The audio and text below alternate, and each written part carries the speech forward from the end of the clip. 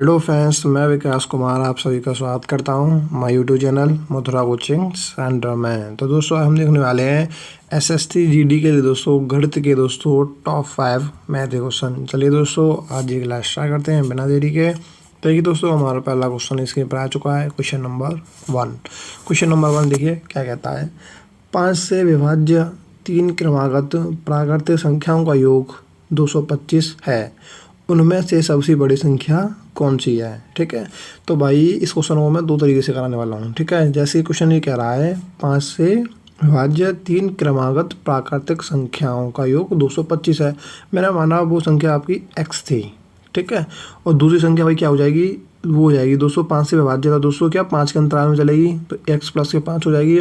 अगली दोस्तों तीसरी संख्या क्या होगी x प्लस के 10। ठीक है, इनका जो आपको जो योग दे रखा है, योग जो दे रखा है आपको दे रखा है भाई आपको कितना 225। ठीक है, तो उसने ये पूछा है सबसे बड़ी संख्या कौन सी है। तो सबसे बड़ी संख्या जो है भाई वो है आपकी x प्लस के 10। ठीक है ना, तो यहाँ से आप x की वैल्यू निकाल लोगे तो यहाँ पर वैल्यू पुट कर दोगे ना, x की वैल्यू यहाँ पर पुट कर दोगे तो भाई हमारे यहाँ से मन निकल जाएगा। तो चलिए मैं इसे आपको इस मेथड से भी बता देता हूँ और आपको दूसरे मेथड से भी बता दूंगा। ठीक है, तो देखिए यहाँ पे क्या हुआ 1x और 2x और 3x, ये हो गया आपके 3x प्लस के कितने हो जाएंगे यहाँ पर 5 और ये तुम्हारे 10 हो जाएंगे प्लस के 15 इक्वल टू हो जाएगा भाई 225। ठीक है, और यहाँ से क्या हो जाएगा भाई यहाँ हो जाएगा 3x इक्वल टू यहाँ पे 75 हो जाएगा 225 में से 15 जाएंगे तो भाई कितने बचने वाले हैं आपके बचे जाएंगे भाई 210। ठीक है, तो यहाँ से 3 से ये कितनी बार कट जाएगा, ये कट जाएगा भाई 70 बार। ठीक है, तो 7 21 यानी x इक्वल टू जो वैल्यू आई वो आई 70, यानी वो संख्या रही होंगी 203, पहली रही होगी 70, दूसरी रही होगी भाई 75 और तीसरी रही होगी भाई 80। ठीक है, सबसे बड़ी संख्या पूछी है तो उसने क्या हो जाएगा हमारा ऑप्शन नंबर डी यानी कि 80। ओके, अब देखिए मैं आपको उसका दूसरा मेथड बताने वाला हूँ। ओके, यहाँ देख लेते हैं। देखिए उसने क्या बोला है 5 से विभाज्य होने वाली 3 क्रमागत प्राकृतिक संख्याओं का योग 225 है। भाई जो 3 संख्या थी, कोई भी 3 संख्या मान ली मैंने, ए है एक बी है एक सी है, इनका जो योग है वो दे रखा है आपको 225। ठीक है, अब योग है, अगर आपने दूसरा एवरेज पढ़ा होगा, ठीक है, तो मैंने भाई अगर आपने मेरे पिछले पार्ट नहीं देखे हैं तो भाई उन्हें देखा करो। ठीक है, तो रेगुलर देखोगे तो भाई बहुत आसानी होगी तुम्हें क्वेश्चन हल करने में। अब 225 है, अगर 225 का दोस्तों मैं यहाँ पे डिवाइड कर दूँ 3 का तो भाई वो औसत निकल के आ जाएगा। ठीक है, उसने क्या बोला है 3 प्राकृतिक क्रमागत प्राकृतिक संख्याओं का जो योग है वो है 225। अगर मैं इसमें 3 का डिवाइड कर दूंगा तो एवरेज निकल के आएगा। अगर मैं यहाँ से एवरेज निकालूंगा, देखिए यहाँ पे 225 यहाँ पे कर देता हूँ भागत के 3 तो भाई कितनी बार कट जाएगा 7 21 और 5 15 यानी 75 बार कट जाएगा। तो जो एवरेज होता है वो हमेशा आपको ध्यान में रखना वो बीच की संख्या होता है। ठीक है, अब यहाँ पे भाई बीच की संख्या होगी 75। ओके, अब देखिए जो बीच की संख्या होगी भाई 75 और दोस्तों क्या है दोस्तों ये दोस्तों 5 से विभाज्य होने वाली हैं। तो भाई 75 से पहले दोस्तों 5 से विभाज्य होने वाली संख्या क्या रही होगी 70 रही होगी। अगली कौन सी रही होगी 80 रही होगी।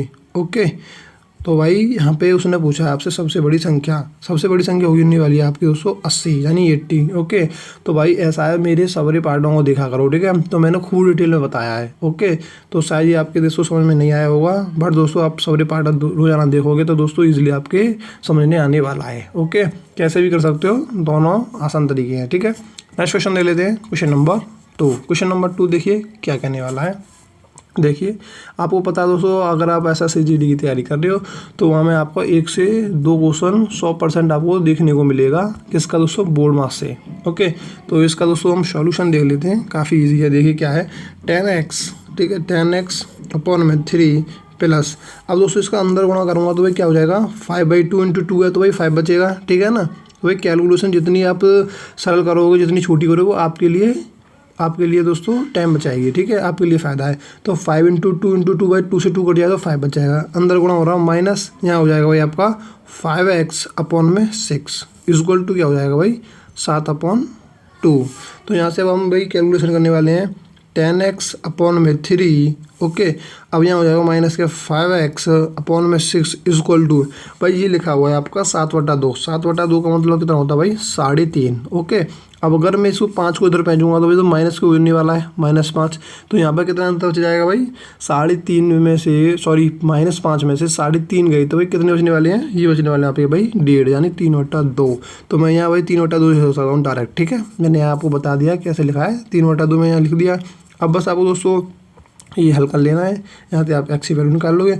तो यहाँ पे मैं भाई चलिए यहाँ पे लिख देता हूँ। देखिए यहाँ पे इसको टर्म को हल करते हैं तो भाई क्या हो जाएगा, 6 कॉमन आ जाएगा तो यहाँ से हो जाएगा 3 दूनी 6, यहाँ हो जाएगा आपका 20x माइनस के 5x ओके इक्वल टू हो जाएगा भाई 3/2। तो यहाँ से अब भाई स्पेस नहीं बच जाए तो चलिए कर लेते हैं। तो यहाँ से 20x में से माइनस के 5x गए तो भाई कितने बचने वाले हैं, आपके बचने वाले हैं भाई 15x इक्वल टू क्या हो जाएगा, यहाँ हो जाएगा आपका भाई यहाँ से 2 से मैं अगर काट दूंगा 3 बार तो यहाँ हो जाएगा भाई 9, ठीक है, यानी 3 त्रिका 9। तो भाई 15x इक्वल टू कितना आया आपका, 15x इक्वल टू आया 9, ठीक है भाई। तो देखिए भाई ऐसा है ये माइनस के 3/2 चल रही है, ठीक है ना भाई। ऐसा मैंने यहाँ पर जो अंदर किया था -5 था तो भाई जो जिसका साइन बड़ा होता है वो साइन चलता है तो मैं माइनस लगा, ठीक है, यहाँ पर भी माइनस लगा देंगे, यहाँ पर भी माइनस लगा दूंगा, ठीक है, यहाँ माइनस लगा हुआ है -9। तो x इक्वल टू कितना होने वाला है, x इक्वल टू हो जाएगा भाई यहाँ से आपको मैं यहाँ लिख दूँ, x इक्वल टू हो जाएगा -9/15। इसको जब मैं दोस्तों काटूंगा सरल करूँगा तो यहाँ से कट जाएगा 3 त्रिका 9 और 5 15 यानी -3/5 जैसा का ऑप्शन नंबर डी में आपको दे भी रखा है, ठीक है भाई। चलिए नेक्स्ट क्वेश्चन देख लेते हैं, क्वेश्चन नंबर 3।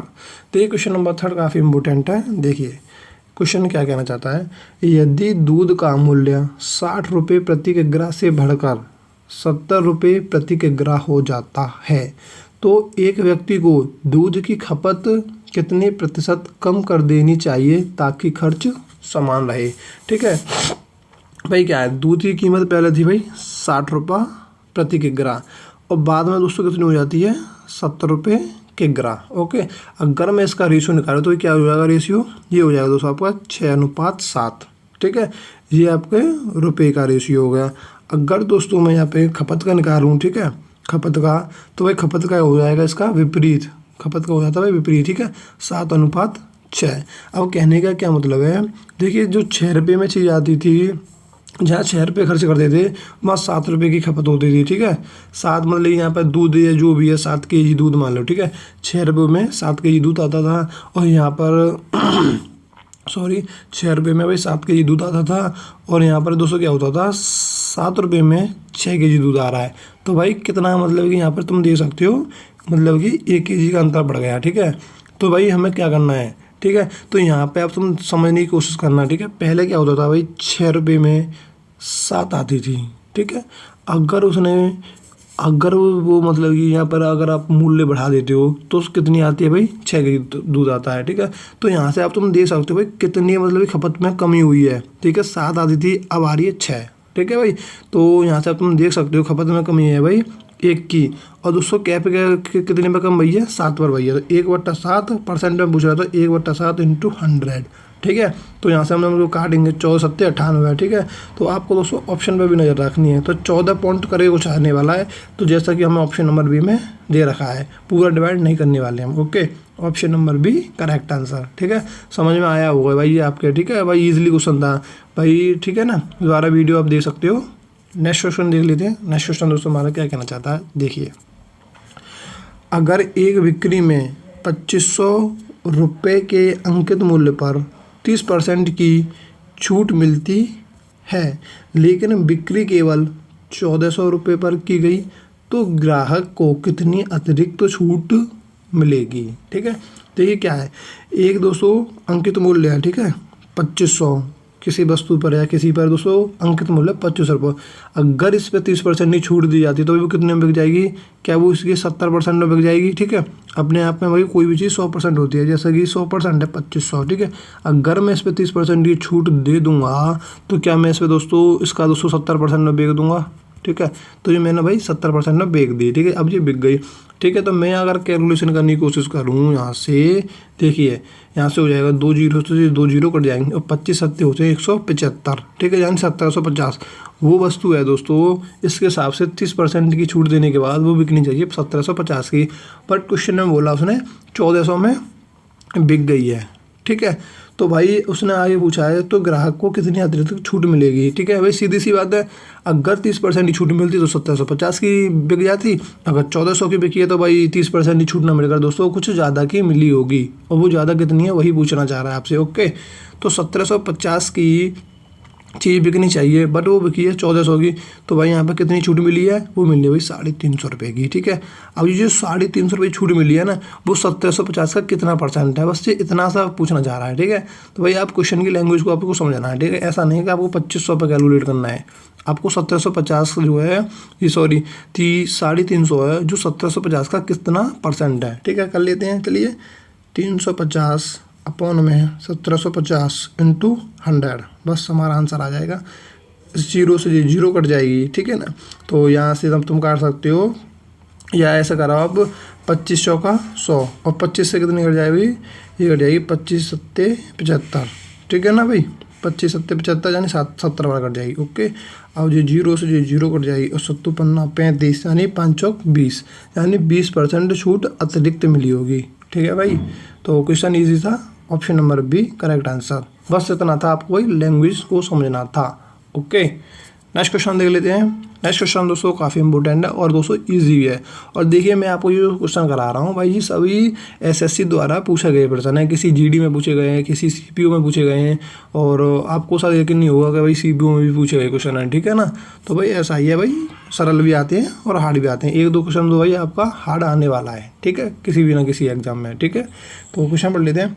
एक वस्तु को 21,000 रुपये में बेचकर एक आदमी 5% लाभ होता है, 15% लाभ पाने के लिए वह उसे कितने में बेचेगा, ठीक है। ईजी है भाई। क्वेश्चन क्या कहना चाह रहा है, 21,000 रुपये में बेचकर उसको 5% का लाभ होता है, इसका क्या मतलब है, यानी जी 105 की वैल्यू है, 105% की वैल्यू दे रखी है हमें भाई 21,000 रुपये, ठीक है भाई। कोई भी चीज़ अपने आप में 100% होती है, मैंने कई बार बताया है। जब उसको इतने 21,000 में बेच दिया तो 5% का लाभ हो गया, तो वो 105% की वैल्यू होगी ना, ठीक है। तो मैं यहाँ पे अगर 100% की वैल्यू निकाल लूँ तो क्या हो जाएगा, यहाँ पे लिख लेते हैं 21,000 अपॉन में 105, ये होगी हमारी 1% की वैल्यू। 100% की करनी है, कितनी परसेंट की करनी है, इसमें हम कर देंगे 200 इंटू, ठीक है। 100% चाहिए तो हमने क्या कर दिया भाई, इंटू 100 कर दिया। अब उसने क्या किया है कि 15% लाभ चाहिए, अगर 15% लाइए तो हम क्या कर देंगे भाई 115/100, ठीक है। ऐसा नहीं करेंगे, इसका 15% निकालूँ फिर इसमें जोड़ूँ, ठीक है, ऐसा नहीं करते हैं। अगर हानि बोलता तो 100 में से माइनस कर देते हैं, प्लस कर सॉरी लाभ बोलता है तो 100 प्लस लाभ कर देते हैं, ठीक है। इस प्रकार से जोड़कर उसमें, ओके। तो जैसे उसने बोला था 15% लाभ, तो हम क्या करेंगे 100 में प्लस 15 करके डायरेक्ट कैलकुलेट कर देते हैं, ठीक है। 115/100। तो यहाँ से बस कैलकुलेशन करनी है, हमारा आंसर आने वाला है 100 में से 100 कट जाएगा, और यहाँ से 5, यहाँ से 5 से कट जाएगा 23 बार, 5 से कट जाएगा 21 पंजे 5 यानी 21 बार, ठीक है। 21 से कितनी बार कट जाएगा, 1000 बार कट जाएगा, ठीक है। तो यहाँ से हो जाएगा भाई 23 इंटू 1000, तो भाई कितने हो जाएंगे, ऑप्शन नंबर ए यानी 23,000 रुपये, ठीक है। अगर वो 23,000 रुपये में बेच देता है तो उससे भाई 15% का लाभ अर्जित होगा, ओके।